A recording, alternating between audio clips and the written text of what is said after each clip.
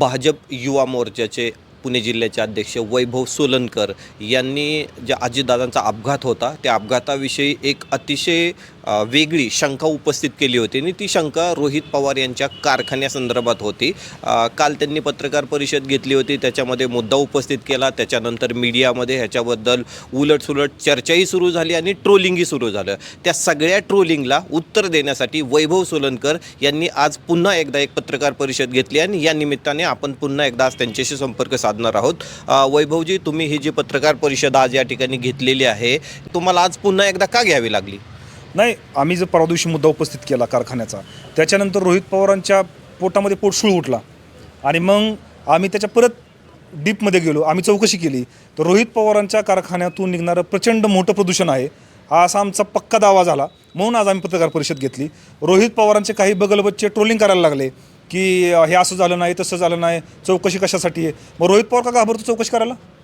तुमच्यात हिंमत आहे ना, तर तुम्ही म्हणा ना की माझी कारखान्याची चौकशी करा म्हणून। तुमचा कारखाना त्या परिक्षेत्रामध्ये येतो, तिथून हवाई अंतर 7 किलोमीटर आहे, तर तुम्ही स्वतः मागणी केली पाहिजे की माननीय अजितदादा, स्वर्गीय अजितदादा पवार साहेबांचा अपघात झाला, एवढा मोठा महाराष्ट्राने आता गमवला आहे, बारामतीनं गमवला आहे आणि तुम्ही बी कांगारावळा करताय की आमच्या घरातला सदस्य गेला आहे म्हणून।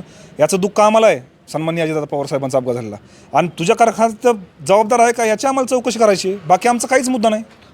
निश्चितपणे हे तुम्ही म्हणता ते बरोबर आहे, पण सर्वसामान्यामध्ये अशी चर्चा चालली की तिथला फक्त एक कारखाना आहे ना, एक कारखाना नाही आहे, असे अजून देखील कारखाने आहेत, MIDC परिसरात काही कंपन्या आहेत। असं म्हटलं जात आहे तुम्हाला की तुम्ही फक्त त्यांना रोहितदादा यांना ट्रोल करताय किंवा रोहितदादांवरच आरोप करताय? नाही, राजकीय द्वेषातून नाही, म्हणून मी सांगितलं 7 ते 8 किलोमीटर त्यांच्या परिघामध्ये त्यांचा साखर कारखाना आहे विमानतळाच्या। मग मी त्याची माहिती घेतली, मला असं जाणवलं की त्याचं दररोज त्या रोहित पवारच्या कारखान्याचं 25,000 टन क्रशण करतो तो दररोज डेली।